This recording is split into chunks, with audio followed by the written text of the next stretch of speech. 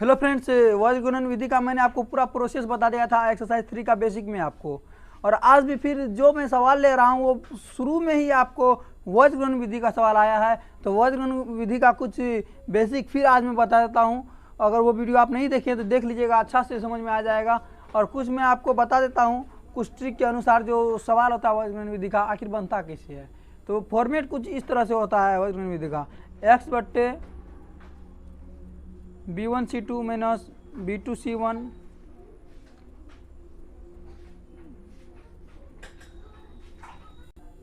बराबर y बट्टे c1 a2 minus c2 a1 बराबर 1 बट्टे a1 b2 minus a2 b1। देखिए आपको सेम ही है, इस तरह बनता है आपको। तो b1 c2 minus b2 c1 c1 a2 minus c2 a1 a1 b2 minus a2 b1। तो ये प्रोसेस पूरा मैंने आपको बता दिया था और इसका मैंने ट्रिक बता दिया था क्या कि x बट्टे बी सी बराबर वाई बट्टे सी ए 1 बट्टे ए बी, इतना शॉर्ट बता दिया। अब शॉर्ट में बोलता है आपको यूज क्या होता है। देखिए 12 21 12 21 12 21, समझे। 12 मतलब 1 2 2 1, हाँ 12 21 है ना। तो इसमें क्या करिए, एक बार 1 2 बताइए, एक बार 2 1 बैठा दीजिएगा, माइनस में कर दीजिएगा तो सब प्रोसेस बन जाएगा। अगर आप इससे भी शॉर्ट चाहते हैं तो ए बी सी जानते हैं ना। ए बी सी में क्या करिए, 20 से लीजिए, बी सी लीजिए, पहले जोड़ा लग गया बी सी का। उसके बाद क्या, सी लीजिए, बी सी लिए ना, उसके बाद क्या लीजिएगा सी को ए के साथ कीजिए, हाँ फिर उसके बाद क्या, उसके बाद ए को बी के साथ कीजिए। इस तरह धीरे धीरे करते जाइएगा, आपको बनते जाएगा फॉर्मेट। तो चलिए आज का एक्सरसाइज आपको शुरू कर। स्वागत है आपके अपने YouTube channel study point mathematic में। तो चलिए एक्सरसाइज 3.5 को आज पूरा बनाएंगे। और पूरा नहीं, क्योंकि उसमें भी पार्ट 1, क्योंकि इसमें 2 सवाल है, 4 सवाल है और 2 सवाल तो समझ लीजिए ज़्यादा है। उसके बाद जो तीसरा सवाल है उसमें भी 5 सवाल है। फिर उसके बाद जो चौथा सवाल है, सॉरी तीसरा सवाल उसमें 2 सवाल है, चौथा सवाल उसमें 5 सवाल है। तो बहुत ज़्यादा सवाल हो जाएगा और वीडियो बहुत ही ज़्यादा लंबा हो जाएगा, जिसके कारण हमको पार्ट 1 पार्ट 2 फिर बनाना पड़ रहा है। कोई बात नहीं, लेकिन आपको एक दिन के बाद एक दिन मिल जाता है, ये आपको पता है, ज़्यादा दिन नहीं लगता है। तो चलिए आज पहले इसको जानते हैं, इसमें सवाल क्या कर रहा है। देखिए सवाल आपको लिखा हुआ है, लिखना नहीं पड़ेगा इसमें। निम्नलिखित समीकरणों के युग्म में से किसका एक अद्वितीय हल है, किसका कोई हल नहीं है, या किसका अपरिमित रूप से अनेक हल है। अगर अद्वितीय हल होगा तो उसको अद्वितीय हल की स्थिति में क्या करना है, उसे वज्र गुणन विधि से ज्ञात करना है। तो वज्र गुणन विधि ज्ञात करेंगे, लेकिन सिर्फ अद्वितीय की स्थिति में। अद्वितीय कब होता है ये आप हमेशा दिमाग में बैठा लीजिए। अद्वितीय कब होता है, जब आपको a1 में a2 बराबर नहीं b1 बट्टे b2 रहेगा, तो इसी का अद्वितीय हल होता है। क्या होता है, अद्वितीय हल होता है। अद्वितीय हल मतलब केवल एक ही हल होता है, कि एक अद्वितीय हल होगा, ओनली वन एक हल होता है, और उसके एक से ज़्यादा हल नहीं होता है इसका, इस समीकरण का। अगर a1 बाई a2 बराबर नहीं b1 बाई b2। अगर आपको समझ में नहीं आया तो पूरा वीडियो देखिए, आपको समझ में आ जाएगा। ये प्रोसेस है। अब चलिए बताते हैं आपको। तो आपको पहला सवाल आपको शुरू कर रहे हैं। तो एक नंबर का सवाल समझा ही दिया आपको कि अद्वितीय हल जब होगा उसकी कंडीशन में क्या करना है, हमको वज्र गुणन विधि से निकालना है। और सवाल आपको क्या कर रहा है, आपको स्क्रीन पर लिखा हुआ है, ये देखिए आपको लिखा हुआ है। तो x माइनस 3y माइनस 3 बराबर 0, 3x माइनस 9y माइनस 2 बराबर 0। ये क्या होगा, दोनों समीकरण है। ये पहला समीकरण, दूसरा समीकरण। इस समीकरण कंडीशन एक है, एक कंडीशन है, क्या है कि बराबर के उस साइड, बराबर के राइट हैंड साइड RHS में हमेशा 0 होना चाहिए। राइट हैंड साइड RHS में क्या होना चाहिए, 0 होना चाहिए बराबर की साइड। अब बराबर से पहले सब संख्या होगा, चाहे अल्फ़ाबेट वाला हो या विदाउट अल्फ़ाबेट का हो, ठीक है। अब देखिए क्या है, अब हमको ये बताना है कि a1 में a2 बराबर नहीं b1 में b2 है, या a1 में a2 बराबर जिस कंडीशन में है, पहले देख लेते हैं क्या है। तो a1 में a2 निकालेंगे, तो a1 में a2, तो a1 कितना है आपको, x का कोफिशिएंट को कहते हैं a1, पहला समीकरण वाले को। तो x का कोफिशिएंट को a1, y का कोफिशिएंट को b1, और c है आपको क्या, c1, ठीक है। उसके बाद ये समीकरण 2 का समीकरण a2 b2 c2, ठीक है। a1 a2 a1 b1 c1 a2 b2 c2, ठीक है। समझ गए, समीकरण 1 में a1 और समीकरण 2 में a2। तो a1 मतलब a क्या होता है, x का कोफिशिएंट, मतलब x का जो गुणांक है। x का गुणांक यहाँ 3 है, यानी x का गुणांक यहाँ कुछ नहीं है, तो यहाँ क्या है, 1 है, 1 ऑलरेडी रहता है। उसी तरह y का कोफिशिएंट को कहते हैं b, y का गुणांक जो है उसको क्या कहते हैं, b कहते हैं। और ये जो है आपको जो सिंपल नंबर रहता है उसको क्या कहते हैं, c कहते हैं। c मतलब कांस्टेंट, ठीक है। सी वैसे ABC है, कांस्टेंट नहीं उसको कहा जाए, कांस्टेंट है वैल्यू अभी, इस कंडीशन में। तो अब क्या है, a1 कितना है 1 है, कुछ नहीं है, तो x का क्वेश्चन क्या है 1 है, तो 1/3 हो जाएगा a1/a2 बराबर क्या हो गया 1/3 b1/b2 क्या -3/-9, तो -3/-9 तो माइनस काट दिया, माइनस ऐसे कट गया, माइनस कट गया ऐसे। हाँ, अब इसको होगा 3 × 3 3 3 9, तो 1/3 हो गया आपको कट के। c1 और c2 क्या है -3/-2, तो -3/-2 तो माइनस कट गया 3/2 हो गया। समझ रहे हैं सवाल को। चलिए अब हम कंडीशन में आप ये समझिए, चूंकि a1/a2 बराबर b1/b2 है, ये बताइए है, क्योंकि a1/a2 बराबर 1/3 और b1/b2 बराबर b1/3 है, तो ये दोनों बराबर है। लेकिन b1/b2 बराबर c1 और c2 है। देखिए b1/b2 क्या है 1/3 या c1 और c2 क्या है 3/2, तो कभी है 1/3 या 3/2 कभी इक्वल होगा नहीं होगा, तो ये क्या है बराबर नहीं है। इस कंडीशन में क्या होता है, समीकरण युग्मों का कोई हल नहीं होता। आपको सारणी बता दी, हर सारणी फिर स्क्रीन पे दे रहे हैं। देखिए इस सारणी में आप ध्यान से देखिए क्या कह रहा है, जब ये कंडीशन आता है आपको a1/a2 बराबर b1/b2 बराबर नहीं c1/c2, तो क्या कंडीशन होता है, उस कंडीशन में क्या होता है, समीकरण युग्मों का कोई भी हल नहीं होता है, कोई भी हल नहीं होता है आपको। तो सारणी में सबसे नीचे आपको यही दिखा रहा होगा कि a1/a2 बराबर b1/b2 बराबर नहीं c1/c2 समांतर रेखा और कोई हल नहीं है। तो ये सब कंडीशन आप हमेशा याद रखें, क्योंकि ये सारणी मैंने आपको बेसिक में ही बता दिया था कि आखिर यूज कैसे होता है। तो अभी मैंने आपको दिखा भी दिया, वर्गीकरण भी दिया। अब देखिए उसका तो कोई हल नहीं है। अगर हमको क्या कह रहा था, जब अद्वितीय हल होगा उसी कंडीशन में हमको क्या करना, अद्वितीय हल की स्थिति में हम उसे वर्गीकरण विधि से ज्ञात करेंगे। लेकिन जब वो अद्वितीय हल होगा तब ना, जब तक अद्वितीय हल नहीं होता है तब तक क्या करेंगे, हम उसका वर्गीकरण विधि से नहीं निकाल सकते हैं। जब अद्वितीय हल हो जाएगा, क्योंकि इसका कोई हल है ही नहीं, तो उसको वर्गीकरण विधि से नहीं निकाल सकते हैं। अगर अद्वितीय हल होगा, मतलब अद्वितीय में एक हल होता है, तो उसमें क्या होगा, वर्गीकरण विधि से निकाल सकते हैं। चलिए अब नेक्स्ट सवाल देखते हैं।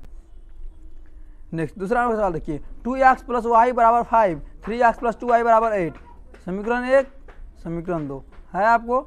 अब इसमें भी देखिए आपको पता है a1/a2 b1/b2 और c1/c2 है। हाँ, तो a1/a2 क्या है, x का कोएफिशिएंट होता है, तो a1/a2 कितना है, a1/2 बराबर क्या हो गया 2/3। हाँ, b1/b2 क्या है 1/2 है, 1/2 हो गया, क्योंकि y का कोएफिशिएंट कुछ नहीं तो 1 है, तो 1/2 हो गया। अब देखिए ये बराबर के उसे है उसको, दूसरा कंडीशन गलत हो सकता है, लेकिन अगर हम इसको मैनेज भी कर सकते हैं, इसमें क्या होगा दोनों माइनस हो जाएगा, दोनों कट जाएगा, इसलिए इसको दिया तो कोई नहीं। लेकिन आप हमेशा ये ध्यान रखिएगा कि इसको बराबर से पहले दिया जाए, ठीक है। इसको आप माइनस भी कर दे कोई दिक्कत नहीं। चलिए माइनस कर देते हैं, -5 - 8 = 0, -5 - 8 = 0। हाँ, क्या होगा, माइनस हो जाएगा, यहाँ कट जाएगा, ठीक है। c1 और c2 बराबर क्या हो गया 5/8, -5 - 8, तो माइनस कट गया 5/8 हो गया। आपको जितना कटता है उसको काट दीजिए, जितना छोटा आता है आपको उतना छोटा कर दीजिए, वो आपके लिए बहुत ही बेस्ट रहेगा तरीका। तो उसमें आपको क्या होगा, कोई दिक्कत नहीं होगा, ठीक है। अब देखिए अब क्या होगा कि a1/a2 बराबर b1/b2 है कि नहीं बताइए, a1/a2 बराबर b1/b2 है। ये देखिए a1/a2 है 2/3 या b1/b2 क्या है 1/2, तो 2/3 1/2 को भी बराबर होगा, बराबर नहीं है, इसीलिए लिख देंगे। चूंकि a1/a2 बराबर नहीं b1/b2, तो क्या होगा, इसलिए इस समीकरण युग्म का अद्वितीय हल होगा। मतलब इसका, जब आपको मैंने पहले ही बता दिया, जब a1/a2 बराबर नहीं b1/b2 आ जाए तो क्या हो जाएगा, आपका उस समीकरण युग्म का क्या होगा, अद्वितीय हल होगा। अद्वितीय हल की स्थिति में आपको पता है क्या करना है, हमें वर्गीकरण विधि से ज्ञात करना है, कह रहा है उसे वर्गीकरण विधि से ज्ञात करें। चलिए तो अब क्या करेंगे, वर्गीकरण विधि आपको बता दिया मैंने, x/bc y/ca और 1/ab, ये आपको शॉर्ट ट्रिक है। चलिए अब फॉर्मूला के अकॉर्डिंग आपको बताते हैं। देखिए अब सूत्र से x/b1c2 - b2c1 बराबर y/c1a2 - c2a1 बराबर 1/a1b2 - a2b1 बराबर सब होगा एक दूसरे का। अगर हमको वैल्यू निकालना है तो कैसे निकालना है ये बताते हैं। वैल्यू निकालने का क्वेश्चन, पहले आप इस पर बैठाएंगे b1 c1, तो आपको पता ही है, ये हो गया a1 b1 c1 a2 b2 c2, ठीक है। ये नंबर जो है वही a1 b1 c1 होता है, a2 b2 c2 होता है। ये कांस्टेंट वैल्यू है, a1 b1 c1 सब कांस्टेंट वैल्यू है, और x जो है ये आपको क्या है, कांस्टेंट वैल्यू नहीं है।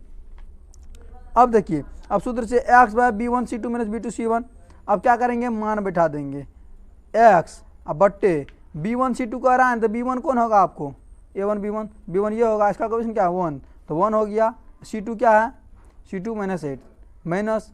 अब चलिए आपको मैं अभी लिख देता हूँ, तो आपको बहुत ज़्यादा कन्फ्यूजन क्रिएट हो जाएगा। चलिए तो आपको इसके अकॉर्डिंग मैं आपको लिख देता हूँ। चलिए आपके सामने इस फॉर्मेट को मैं बना ही देता हूँ। ठीक है, समीकरण ये आपको था 2x + y - 5 बराबर 0, 3x + 2y - 8 = 0। तो आपको इसका हल निकल गया था कि अद्वितीय हल हुआ था।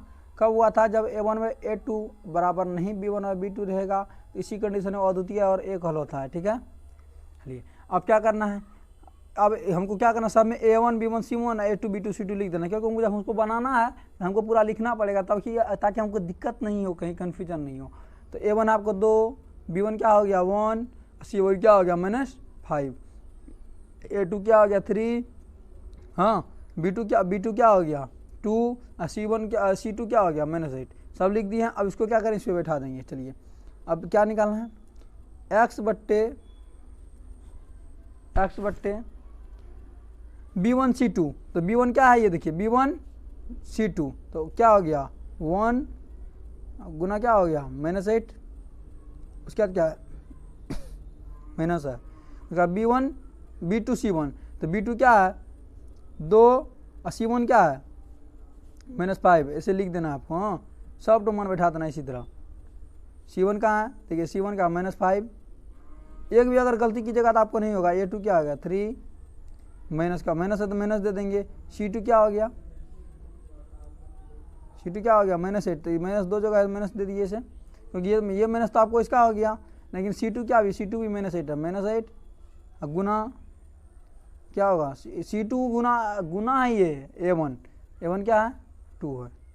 इस तरह बैठा देना है, 1 बट्टे में बैठा देना है a1 b2। तो a1 आपको क्या है 2, b2 क्या है a1 b2 है, तो 2 गुना 2 माइनस a2 b1, तो a2 b1 तो 3 गुना 1। अब क्या करना, सोल्व कर देना है। चलिए x बट्टे इसको करिएगा 1 गुना -8 क्या प्लस माइनस तो -8 हो जाएगा, 8 बन जाए 8, माइनस का माइनस रहेगा। ये क्या हो गया माइनस क्या हो जाएगा प्लस 5 2 जा 10 = y बराबर क्या हो गया 5 3 जा 15, तो -15। उसके बाद माइनस, अब देखिए क्या होगा यहाँ पे कंडीशन है क्या, ये तो माइनस रहेगा, -8 गुना -2, ये माइनस नहीं दीजिए, माइनस में क्या हो जाएगा यहाँ पे प्लस हो जाएगा, प्लस 8 2 जा 16 हो गया। ये कोई बात नहीं है, बराबर 1 बट्टे, अब बताएंगे आपको वैल्यू कैसे निकालना है x और y का। 1 बट्टे क्या होगा 2 2 जा 4 और -3 1 जा 3। अब वैल्यू इस तरह निकालना है, x वाला को अगर इसके बराबर कीजिएगा, तो x का मान निकलेगा, y बराबर को इसको बराबर कीजिएगा क्या होगा y का। अब बताते हैं आपको कैसे। x बट्टे क्या हो गया, ये 10 में से 2 क्या कितना, 10 में 8 क्या होगा 2, x बट्टे 2 निकला। x बट्टे 2 को क्या करिएगा 1 बट्टे 1 बराबर 1 बट्टे 4, 4 में 3 क्या कितना होगा 1। इसको अगर इसको आप इसके बराबर कीजिएगा तो क्या होगा, आपको x का मान निकलेगा। और उसके बाद चलिए पहले इसको निकाल देते हैं। हाँ, x बट्टे 2, इसको क्रॉस मल्टीप्लिकेशन किया, इसको इससे x बराबर क्या होगा, x बराबर 2 वैल्यू निकल गया। अब क्या करेंगे, y वाला को देखते हैं। y वाला को क्या करेंगे हम, -15 + 16 कितना होगा, y बट्टे 1 हो गया, 16 में से 15 जाएगा कितना होगा, 1 बचेगा बराबर, ये कितना है 1, 4 में से 3 गया 1। तो x वाला को इस साइड बराबर किया, तो x वाला को अगर इसके बराबर किए तो क्या होगा, x का वैल्यू निकला, y बराबर को इसके बराबर कीजिएगा क्या होगा, तो y का वैल्यू निकलेगा। देखिए क्रॉस कर दीजिए। हाँ, तो y का वैल्यू कितना हो जाएगा, y = 1। मतलब अतः कह सकते हैं, यहाँ लिख दीजिएगा, अतः x बराबर 2 और y बराबर 1, ये आपको वैल्यू निकल गया। तो आपको इस तरह वैल्यू निकलता है, ये समझ गए। पूरा प्रोसेस आपको समझ में आ गया होगा कि आखिर x का वैल्यू कैसे निकालते हैं, y का वैल्यू कैसे निकालते हैं, दोनों बराबर करके। तो आप ये हमेशा दिमाग रखिए कि प्रतिस्थापन विधि से ज़्यादा अधिक उपयुक्त है विलोपन ये वज्रघूर्ण विधि। वज्रश्री नाम का है, आपको पहले मैंने बता दिया कि वज्रश्री नाम का है, अगर इसको आप समझ लीजिएगा तो बहुत ही आसान है। देखिए किस करने, इसमें कोई ज़्यादा झेल नहीं है, बस a1 b1 c1 छांटना पड़ता है, a2 b2 c2 छांटना पड़ता है, उसके बाद आपको आराम से ऑटोमेटिक बन जाता है। ये इसमें ज़्यादा दिमाग आपको लगाना नहीं पड़ता है। अब चलिए आपको और सवाल में देखते हैं कि अद्वितीय हल कब है या कब कोई हल नहीं होगा, कब अपरिमित रूप से अनेक हल होगा, उसको भी देखना है। चलिए नेक्स्ट देखते हैं। चलिए अब नेक्स्ट आपको तीसरा नंबर का सवाल देखेंगे, और आपको x बराबर 2 y बराबर 1 निकल गया था वैल्यू। अब तीसरा नंबर का सवाल है, देखिए 3x - 5 बराबर 20, 6x - 10y बराबर 40। कोई दिक्कत नहीं है आपको, आप इस तरह भी कर सकते हैं, इसमें ज़्यादा भी दिक्कत नहीं होता है, आप इस तरह भी बना सकते हैं। आपको क्योंकि मैंने कुछ सवाल मेरे साथ देखा था, बनाया था, तो जब मैंने आपको ये जो बताया था कि इसको बराबर की सेट करना है, बहुत पहले मैंने ये सीखा था, मेरे टीचर बताए थे, लेकिन मुझे अभी लग रहा है कि ये कथन गलत है, क्योंकि देख रहा हूँ मैं कि उसको बराबर करने के बाद भी आपको आंसर एग्जैक्ट निकलता है। ठीक है, अब चलिए नेक्स्ट देखते हैं। 3x - 5y बराबर 20, 6x - 10y बराबर क्या है 40। यह आपको समीकरण दिया हुआ है, समीकरण जो दिया हुआ है समीकरण से ये आपको बनाना है और कुछ नहीं करना है। आपको पता है कि a1 ये है, b1 ये है, सॉरी a1 ये है, a2 ये है, b1 है, b2 है, c1 है, c2 है। तो a1 में a2 बराबर क्या होगा 3/6, कट गया 1/2 हो गया, 3 3 6 तो 1/2 हो गया। b1 और b2 क्या है आपको 5/10 तो 1/2 हो गया, 5/10 है ना, -5 - 10 तो माइनस कट गया, 5/10 हो गया, 5 1 जा 5, 5 2 जा 10, 1/2 निकल गया। अब c1 और c2 क्या है 20/40 तो 20 40 21 जा 20 22 या 40, दो बार में कट गया तो 1/2 मतलब ये भी 1/2 ये भी 1/2 ये 1, मतलब यानी कि तीनों बराबर है। a1 में इस चूँकि इसे लिख देना है a1 में a2 बराबर b1 में b2 बराबर c1 में c2 है, इसीलिए यह समीकरण युग्म का अपरिमित रूप से अनेक हल होगा। मतलब इसका एक हल है ही नहीं, एक हल किसी भी कंडीशन इसका नहीं होगा, मतलब अपरिमित रूप से अनेक हल है, इसीलिए इसको वर्गमूल विधि से हम सोल्व नहीं कर सकते हैं, क्योंकि अनेक हल है तो इसका हल नहीं निकलेगा, एक हल नहीं निकलेगा, क्योंकि हम जो कोई भी वैल्यू निकालते हैं तो एक ही हल निकालते हैं, और अनेक हल है इसके लिए वर्गमूल विधि इसमें उपयुक्त नहीं हो सकता, मतलब प्रयोग नहीं हो सकता। चलिए तो अब क्या करेंगे, जब ये नहीं है तो इसको छोड़ देंगे, क्योंकि हमको क्या करना है सिर्फ अद्वितीय हल की स्थिति में क्या करना है वर्गमूल विधि से इसको निकालना है। तीसरा सवाल समझ के अब चौथा सवाल देखिए, x - 3y - 7 is equal to कितना है 0। उसके बाद 3x - 3y - 15 is equal to 0, दोनों की कंडीशन दिया हुआ है। अब इसमें हमको ये भी बताना, सबसे पहले हमको a1 में a2 ही निकालना है। a1 में a2 बराबर कितना हो गया 1/3, b1 b2 बराबर क्या हो गया -3/-3, तो प्लस प्लस कट गया 3 3 कट गया 1/1 हो गया, और c1 और c2 क्या हो गया -7/-15, तो माइनस माइनस प्लस कट गया, हाँ माइनस कट गया 7/15 हो गया।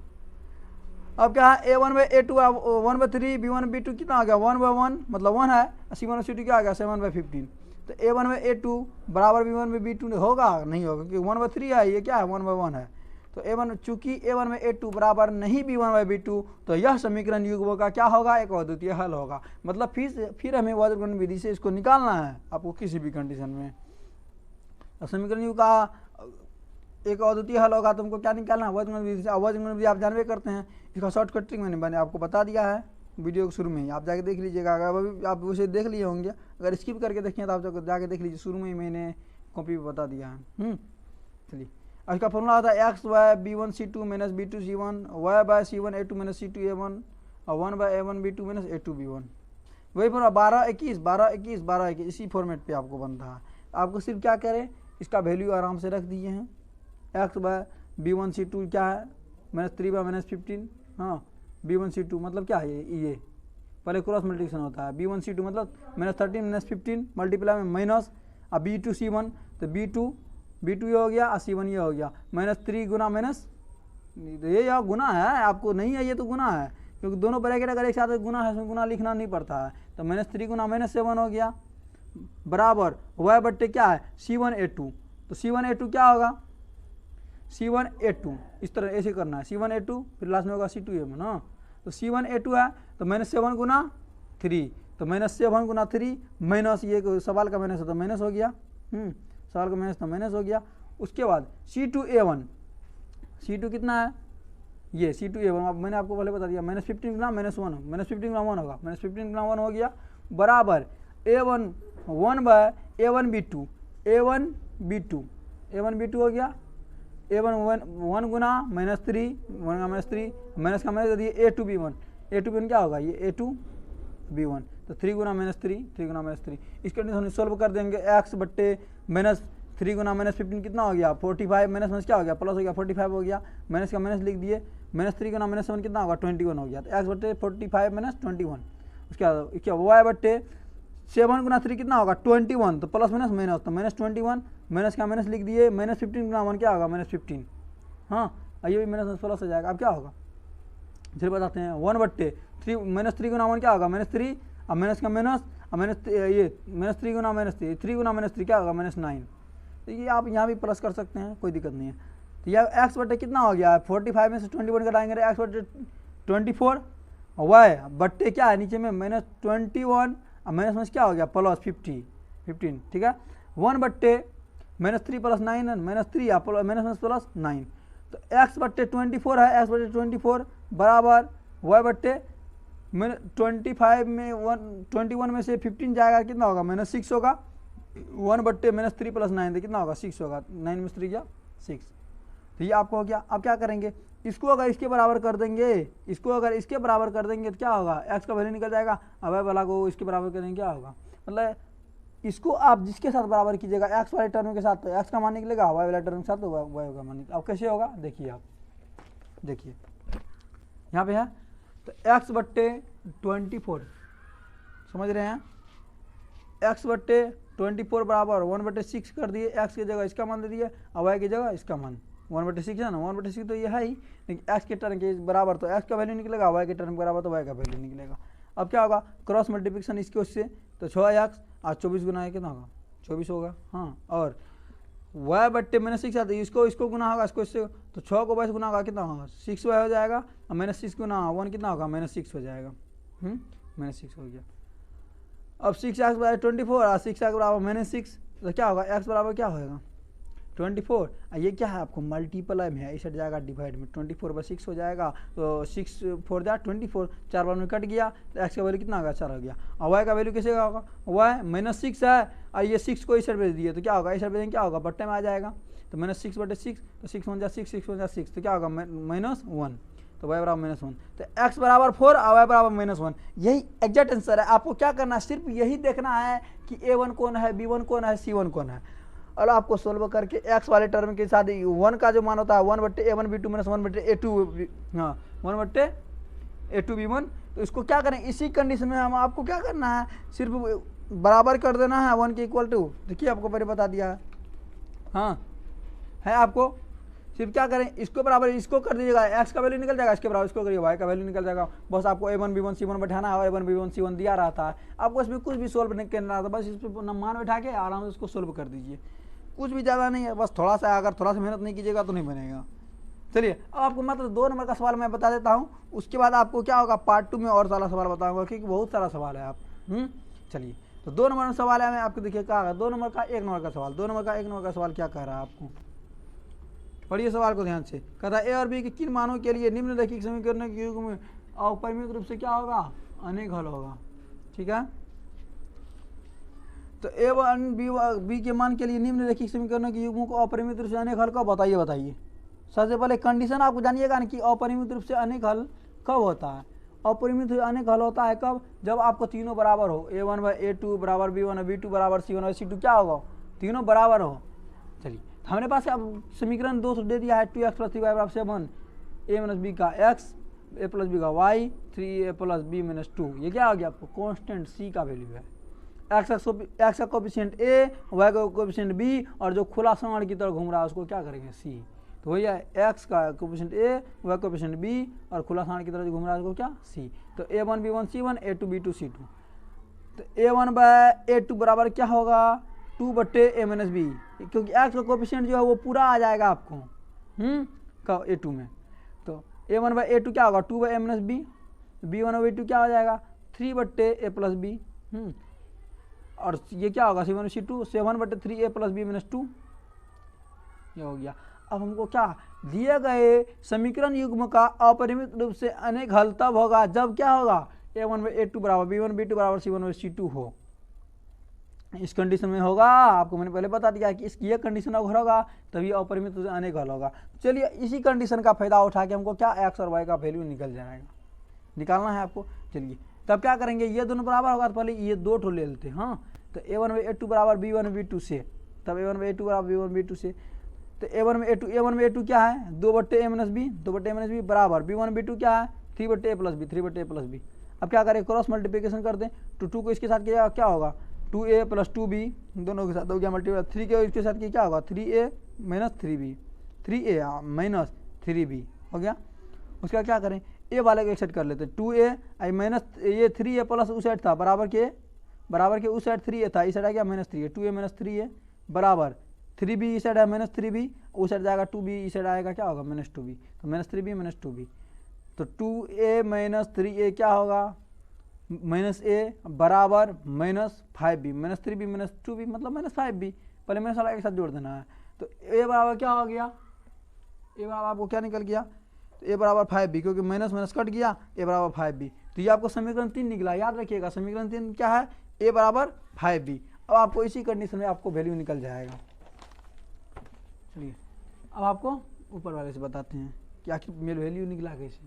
तो फिर क्या हो गया, उसके बाद समीकरण निकल गया। अब b1/b2 बराबर c1/c2 करें, समझ गए होंगे, a1/a2 बराबर b1/b2 बराबर c1/c2, तो b1/b2 बराबर c1/c2 कर लेते, क्योंकि a1/a2 बराबर b1/b2 कर लिए, अब b1/b2 बराबर c1/c2 करते हैं। हाँ, b1/b2 क्या था 3/a प्लस b, और c1/c2 क्या था 7/3a प्लस b माइनस 2। अब क्या क्रॉस मल्टीप्लिकेशन होगा, ये भी क्रॉस होगा, तो 7 को ऐसे करेंगे 7a, या 7 को 20 करेंगे क्या होगा 7b प्लस 7b। अब क्या होगा 3 को इससे करना है, 3 को इससे करेंगे क्या होगा 3 3 9a प्लस 3b को करेंगे कितना होगा प्लस 3b, और 3 को 2 से करेंगे क्या होगा 3 2 6 -6 हो गया आपको, तो 9a प्लस 3b -6। तो इसको इससे कर दिए 3 3 9a प्लस 3b, 3 को 20 मल्टीप्लाई 3b हो गया, और 3 को 2 से करेंगे ना 3 2 -6 हो गया। अब हमको सब कुछ क्लियर है। अब क्या करेंगे, ए वाले को एक साथ बुलाएंगे, तो आपको इस कंडीशन में क्या करना है, तो इधर क्या है आपको 9a, हम क्या किए सबको इसी साइड ले आए, आपको बारीकी से बढ़िया से समझा देते हैं। चलिए आपको बताते हैं कि इसके बाद आखिर कैसे हुआ है। 7a प्लस 7b बराबर 9a प्लस 3b माइनस, अब क्या करेंगे 7a है, चलिए 7a, इसमें दूसरा तरह से बताया, मैं आपको दूसरा तरह से बताता हूँ। 7a, ए वाला की 9a है इस साइड, तो बराबर के उस साइड 9a है, तो इस साइड क्या होगा -9a हो जाएगा, बराबर उस साइड है, तो 3b इस साइड है ही ऑलरेडी 3b, आइए 7 भी जाएगा क्या होगा -7b बराबर है, सॉरी बराबर क्या है 2 बराबर नहीं होगा, -6 का -6। अब 7a में 9a जाएगा क्या होगा -2a बराबर 3b 7 भी जाएगा क्या होगा -4b -6। ये कंडीशन आ गया। आपको क्या करना है, आराम से अब एक सेट कर लेना है, वो सेट कर देते हैं, सबको सेट कर देते हैं, तो ये क्या होगा 2a -4b -6, सिर्फ इसको भेजे हूँ साइड, ये हो गया इक्वल टू क्या हो गया 0 हो गया। ये आपको समीकरण निकल गया, आपको देख लीजिए मैंने समीकरण बना दिया है। हाँ, तो 2a -4b, तो समझिए इस दोनों में देखिए कॉमन है, और कॉमन के अकॉर्डिंग क्या करेंगे बना देंगे, आपको बहुत ही आसानी से बन जाएगा। ये दोनों में कॉमन है तो कॉमन ले लेते हैं, तो 2 कॉमन लेंगे 2, तो a माइनस क्या होगा 2b, 2 2 4b हो जाएगा ना, मल्टीप्लाई करेंगे 2a 2 2 4b हो जाएगा -6, तो ये दोनों को कॉमन आ गया, इसको बराबर को सेट कर देते हैं। हाँ, तो 2 × a - 2b बराबर क्या होगा 6 हो जाएगा, -6 है तो बराबर के उस साइड चल जाएगा, बराबर के उस साइड चल जाएगा क्या होगा +6 हो जाएगा। अभी क्या ये उस साइड चल जाएगा, a - 2b बराबर क्या होगा 6/2 क्या होगा 3 हो जाएगा, 2 3 6 कट गया, तो a - 2b बराबर क्या होगा 3। अब एक a बराबर समीकरण क्या निकला था, समीकरण 3 का मान क्या लिखा था, तो यहाँ लिख देंगे a की जगह क्या लिखेंगे 5b, क्योंकि a बराबर क्या निकला था आपको 5b, समीकरण 3 में आपको निकल गया था a बराबर 5b। आप ध्यान रखे होंगे a बराबर 5b और -2b बराबर 3, क्यों यहाँ लिख देंगे चूँकि a = 5b, समीकरण 3 से बैठाने के बाद आपको इस तरह बना देना फॉर्मेट, तो 5b - 2b, 5b में से 2b क्या कितना होगा 3b होगा बराबर 3, तो b = कितना होगा 3/3, मतलब कट गया 3 में 3, तो b का वैल्यू क्या निकल गया 1 निकल गया। अब क्या करना है हमको, अब b का मान आप इसमें भी अगर रख दीजिएगा, b का मान तो a का मान निकल जाएगा, तो आपको क्या है a बराबर क्या है 5b है, a बराबर 5b है, तो क्या करेंगे a बराबर 5b है ना, तो a बराबर 5 गुना b का मान क्या है 1 है, तो 1 रख दीजिए, तो a बराबर क्या हो गया 5। तो आपको सवाल में निकल गया था, तो यहाँ लिख दीजिएगा, तो a बराबर 5 और b बराबर 1। 1 निकला, 5। तो आपको सिर्फ कुछ नहीं करना पड़ रहा है, बल्कि सिंपल वैल्यू बैठा दीजिए, आराम से मान निकल जाएगा। यहाँ पे सिर्फ एक्स्ट्रा एक तो दिमाग लगाए, लेकिन कॉमन नहीं हो लेंगे तब चलेगा। कॉमन लेके हम उसको छोटा कर दिए, छोटा करने के बाद क्या हो गया, उसका वैल्यू एग्जैक्ट आपको निकल गया। तो ए बराबर 5 भी हमको समीकरण 3 था, तो ए का मान क्या रख दिया 5 भी, यहाँ लिख देंगे चूंकि ए बराबर 5 भी समीकरण 3 से, समीकरण 3 में आपको ए बराबर 5 भी है। तो उसमें मान बैठा दिए आराम से। और हर एक जगह आप एक चीज़ छोड़ दिए हैं, हम छोड़े हैं, आप नहीं छोड़े हैं, आपको भी नहीं छोड़ना है, ये आपको दे देना है। हाँ, जब तो ये नहीं दीजिएगा आपको मान क्या होगा, नहीं निकलेगा। अब क्या करें, ए बराबर 5 भी, चूंकि ए बराबर 5 भी इसीलिए ए बराबर 5 निकल गया आंसर। इस कंडीशन इस तरह बना देना आपको। अब नेक्स्ट सवाल देखते हैं आपको क्या है। देखिए दूसरा नंबर का 2 नंबर का सवाल है आपको। 2 नंबर का सवाल जो है इसको बना दे, इसको भी आराम से बना देंगे, कर देंगे। देखिए इसमें कह रहा है कि के किस मान के लिए निम्न रैखिक समीकरण के युग्म का कोई हल नहीं है। के का कौन सा ऐसा मान निकालेंगे जिसमें नीचे में जो समीकरण युग्म जो दिया हुआ इसका कोई हल नहीं होगा। कोई हल कब नहीं होता है, आपको बता दें कि a1/a2 बराबर b1/b2 बराबर नहीं c1/c2 देगा, तो उस कंडीशन में क्या होगा, उसका कोई हल नहीं होगा। तो चलिए पहले a1/a2 लिख लेते हैं। a1/a2 बराबर क्या होगा 3/2 k - 1, b1/b2 क्या होगा, अब आपको बताना पड़ेगा। चलिए बताते, a1/a2, तो a1 क्या है, ये a2 क्या है 2k - 1, क्योंकि x का कोएफिशिएंट है a2, x का कोएफिशिएंट a1, तो 3/, क्या होगा 2k - 1, b1/b2 क्या होगा b1/b2, तो 1/k - 1, 1/k - 1। उसके बाद c1/c2, c1/c2 क्या होगा 1/2k + 1, 1/2k + 1 हो जाएगा। हाँ 1/2k + 1। आपको क्या दिए गए समीकरण का कोई हल तब नहीं होगा जब क्या होगा, क्योंकि हमको पूछ रहा है कोई हल नहीं होगा, तो कोई दिए गए समीकरण का कोई हल तब नहीं होगा जब a1/a2 बराबर b1/b2 बराबर नहीं c1/c2 होगा। चलिए तो पहले हम देख लेते हैं a1/a2 बराबर b1/b2 से देख लेते हैं।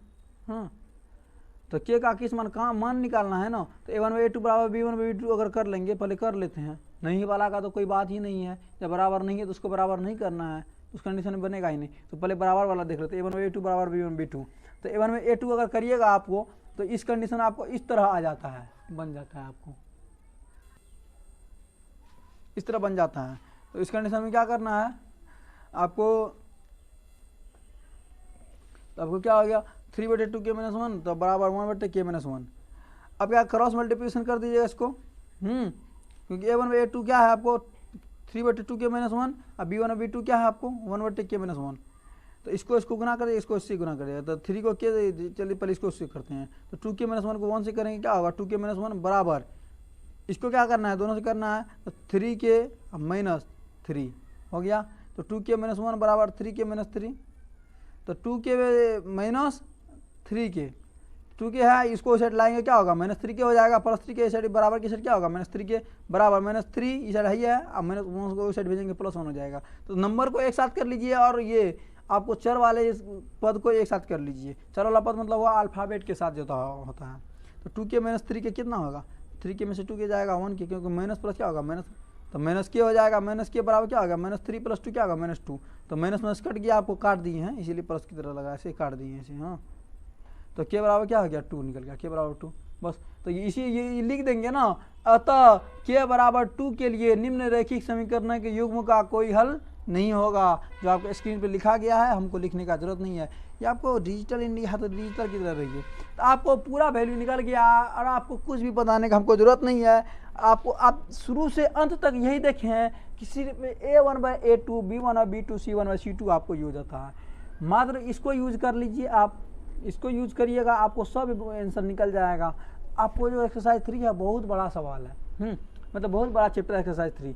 अब आपको 3.5 है, उसके बाद 3.6 है, तब 3.7 में आपको ऐच्छिक है, तो बहुत लंबा है चैप्टर। तो लंबा चैप्टर है, आपको धैर्य रखना है।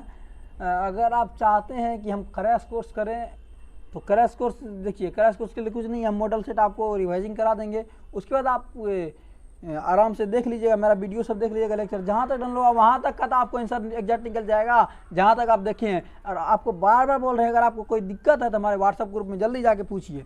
तो ये आपको वैल्यू निकल गया, तो आपको के का मान कितना निकलेगा 2 निकल गया। तो आपको अगर वीडियो पसंद आया है तो वीडियो को लाइक कीजिए, शेयर कीजिए, दोस्तों को साथ जल्दी जल्दी शेयर कीजिए, और चैनल पर नहीं है तो सब्सक्राइब जरूर कर लीजिए, क्योंकि ज़्यादा सब्सक्राइब नहीं कीजिएगा घंटा का बटन नहीं आएगा, ज़्यादा घंटा का बटन नहीं आएगा तो आपसे नहीं बनेगा।